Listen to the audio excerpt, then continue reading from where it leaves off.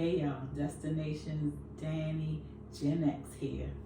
Hope everybody's having a good day at whatever time you receive this message.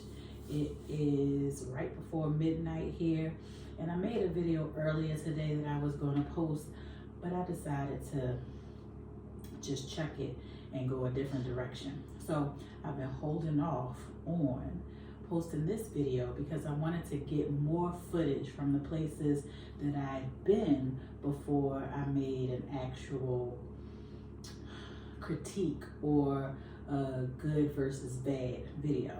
However, my editor is just a little bit behind, and so I decided instead of having the clips that I sent her and then posting my reviews with each place that I've been, I'm just going to post it all here, and then whenever those videos get ready, feel free to watch what my stay in Liverpool looked like, what my stay in Wales looked like, and what my stay in Portugal looked like. So as I stated in my very first video, I decided to leave the country May 1st, 2025. And my goal was to bop around to see exactly where I wanted to land in the world. I wanted to go to Asia, Africa, South America, and then figure out, in Europe, and figure out where I wanted to be. I decided that when I started this journey, I wanted to sort of ease into the transition of leaving the States. So for the first month and a half, I stayed with people. It was supposed to be about 2 months, but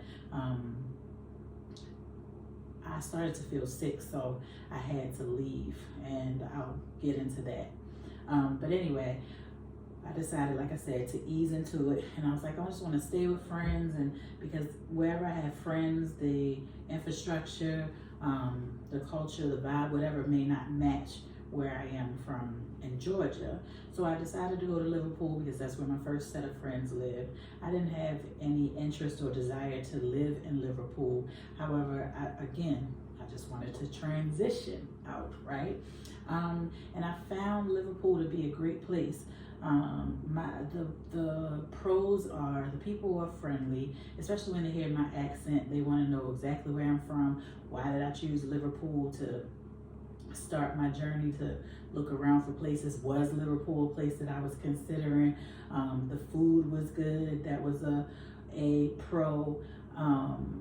And it was a beautiful place. Also, I didn't realize that where I was actually staying was the area where the Beatles started. I literally lived 2 streets over from where Ringo Starr grew up. It was called the Penny Lane area. So I got a lot of footage from that area, and I felt like I was taking walks and moments of history, which was a great thing. A walk through some of the greatest moments in history or in rock and roll. The cons was it was cold there, well beyond the time that it would be cold in the South in the United States. So I felt like I was perpetually in winter, and it was May. They said that it was abnormally warm temperatures for the area. I didn't feel that. The low 60s for me is not warm. It probably got to warm for my liking twice in the time that I was there, and I would say that was probably right around 70, 72 degrees. Cost of living for me, it wasn't that affordable, but that's also because of the exchange rate, not so much how much it costs to live there. I found that most of the entertainment, like having drinks or food, was actually affordable, but because of the exchange rate, I was losing money. I would exchange $200 and get back like 140 British pounds. And so in essence, it felt like I was just making my money disappear. You know what I mean? But my friend said that the houses there where they lived, which were all brick row homes, some were 3 stories, they lived in a 3-story home, went for around 200,000 USD. So some people may find that's affordable. If you like places that have bars and restaurants on just about every corner or somewhere to hang out. That place could be for you. In downtown Liverpool, there was a river. I took a boat ride, which you'll see at some point. Beautiful scenery. A lot of it reminded me of the Inner Harbor in Baltimore, where I grew up. In the houses, of course, the row homes definitely reminded me of Baltimore. And it was an older city, you know what I mean? So I don't have any real negatives besides it being cold and the exchange rate. The positives, of course, are the people are friendly, very accepting. I didn't see a lot of black people there. Didn't even interact with any people of color. Everybody I interacted with was European, white, which we would call in the States, right? But they were friendly, accepting, inviting. A lot of them said that they wouldn't spend another dollar in the States while the current president was in office. They couldn't understand why people in the States chose to elect that president. They thought that they can't understand why racism is still a thing. And they talked about, you know, all of the killings there by police. Like, I mean, I'm not gonna lie, the whites in Europe accepted me a hell of a lot better than the whites in the States. And I really felt just embraced by the culture, embraced by the people. And my stay in Wales, again, another beautiful city. You'll see the water views. I think I posted a video already about me. I was near the water there. The people, again, were still as friendly as the ones in Liverpool, didn't interact with any black people. And I still felt like invited. I felt warm. I felt accepted. You know what I mean? And they were saying the same thing about Trump and feeling like they didn't want to spend their dollar while that man was in office. And even a guy at Chocolat, which was a chocolate candy restaurant or whatever, when I was leaving, he asked me, he said, if you want anything on this wall, you can have it for free and on me. So when we were leaving, my friend was like, oh, he was really flirting with you. He liked you. And I got the vibe from a lot of men there and in Liverpool pool that were flirty, but my preference is a black man, so it is what it is. And I didn't go out as much there because I was only there for about 9 days, but I will say the food seemed like it was affordable, but at the same time I sort of got the vibe that it was like the economy was about the same as living in the States, and I wanted to leave and live at a lower cost of living, not equal to, or of course more, right? And so with those two places, definitely was too cold for me. Just not a place that I would want to stay any length of time, but beautiful places. And again, this is my opinion. If you like cold atmospheres and you don't mind an equal cost of living or comparable cost of living to the States, Wales is your friend. If you want a more affordable cost of living, Liverpool definitely is your friend. And if you like cold weather past the springtime. One other thing about Liverpool is it stays light for a very long time. Like, it doesn't get dark till close to 10 p.m. at night, and it's already sun up like right before 4 a.m. So long periods of light. And then with Portugal, it was chilly there too, and I was expecting it to be a warmer atmosphere because, you know, you're thinking beaches, tropical, whatever. Listen, it was cold. It was warm one day there. The rest of the days it was kind of chilly, like in the 60s. I didn't explore Portugal too much because I was still getting over being sick from leaving Wales. So in essence, from the second week that I left the country all the way to the 6th week of me being out of the country, I was sick with flu-like symptoms, lost my voice, and I need my voice to work. So I had body aches, I was breaking out in eczema, which I hadn't had in a long time. And I heard it was kind of a thing to be, you know, for people to get sick when they leave the country, their country of origin. But I just couldn't be sick for so long because I worked for myself and I left by myself. I'm traveling alone, so you only have one body, right? And although I didn't want to come to Thailand so fast, I had to do what I had to do. Number one, because I was leaving faster than I wanted to, I had to do what was the most affordable thing. So coming here to Thailand seemed like the most affordable thing because I know that my dollar is greater here than it is back in Europe. And I didn't really have a lot of time to research Africa. I think Johannesburg, the dollar is lower, I think the rand is lower than the US dollar. And I heard that the cost of living was cheaper there, or more affordable there than the US. But again, I needed to get going quickly and I needed to research how I can get going with the least amount of money leaving my account. So Thailand was the place.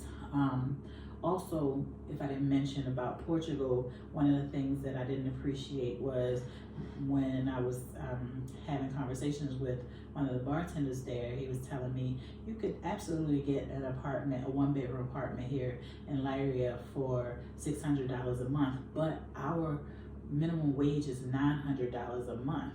And they were fighting for, and it's really 900 euros a month, and they're fighting for their minimum wage to raise to about 1,200, and they don't know how long that's going to take.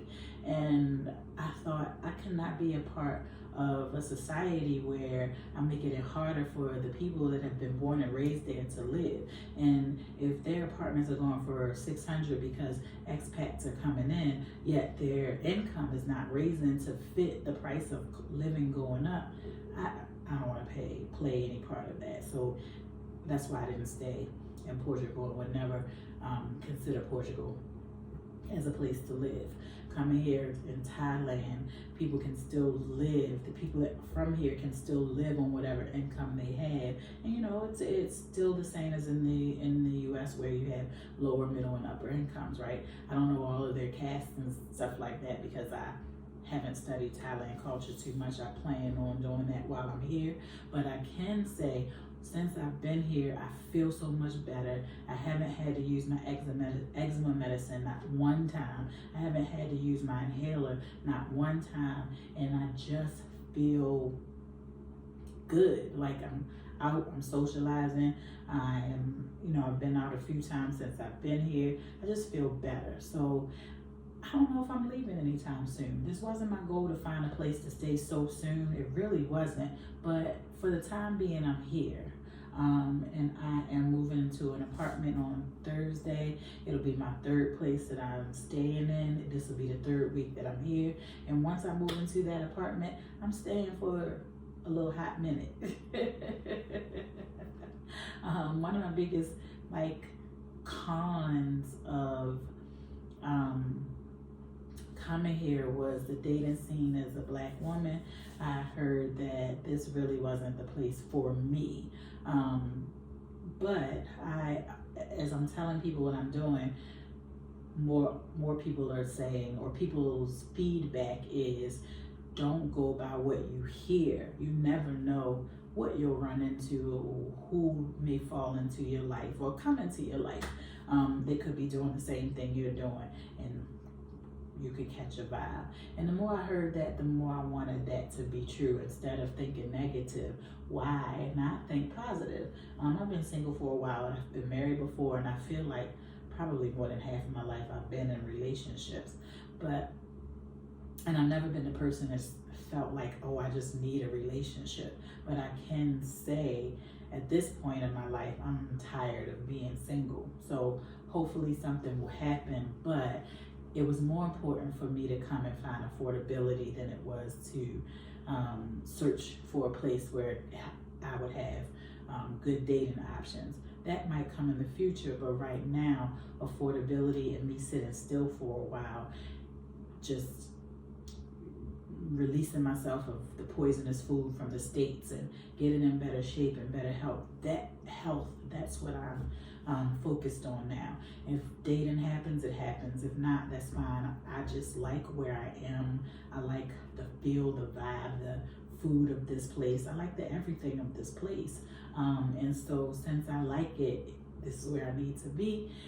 Dating will happen when it happens. I did hear from the lady Nubian who retwisted my locks here the first week I was here that honestly dating happens in Pattaya. I'm in Chiang Mai, but she said Pattaya has a lot of black retirees there. And so she's like, it's a $60 flight. You can go hang on the weekend. And I'm like, what? Okay. I might be down for that at some point, but I'm not focused on that again. And you know, like I said before, the more I think in a positive mindset, which I can do now because I'm not in the States with all the foolishness that's going on, I truly believe whatever is for me will be for me, regardless where in the world that is.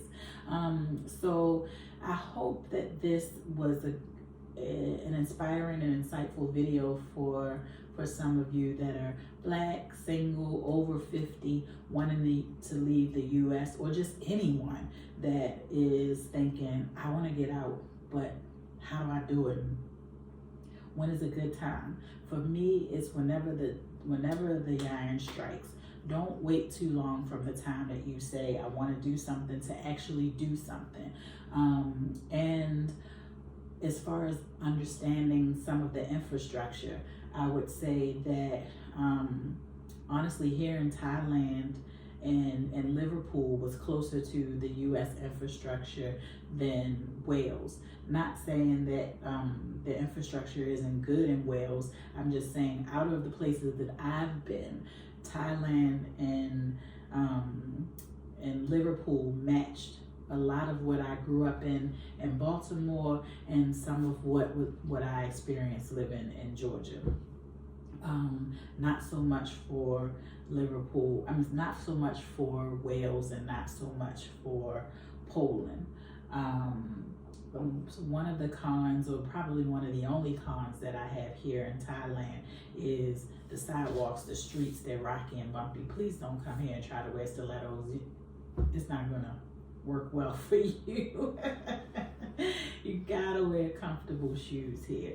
It is what it is. And I look down a lot because I'm so afraid that I'm going to trip over something, because it's just not, it's ragged. And that definitely reminds me of Baltimore. I remember driving to Baltimore one time with one of my SUV. I think it was my Expedition at the time. And I was like, oh my goodness, never again. Because I felt like I needed an alignment within 5 minutes of being in the city. So I never drove up there with my vehicle ever again. So yeah, again, I hope that you stuck around to the end of this video and that you learned something. I'll be posting more videos going more into depth about food and my likes and dislikes about Thailand the longer I'll be here, but I still want to also put the content out from the other places that I've already been before I start to put more content. But I hope that you enjoy this journey with me.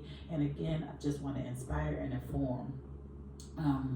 And thanks to everyone that saw me on Tajir Lewis's page, Taj, and decided to subscribe to my channel.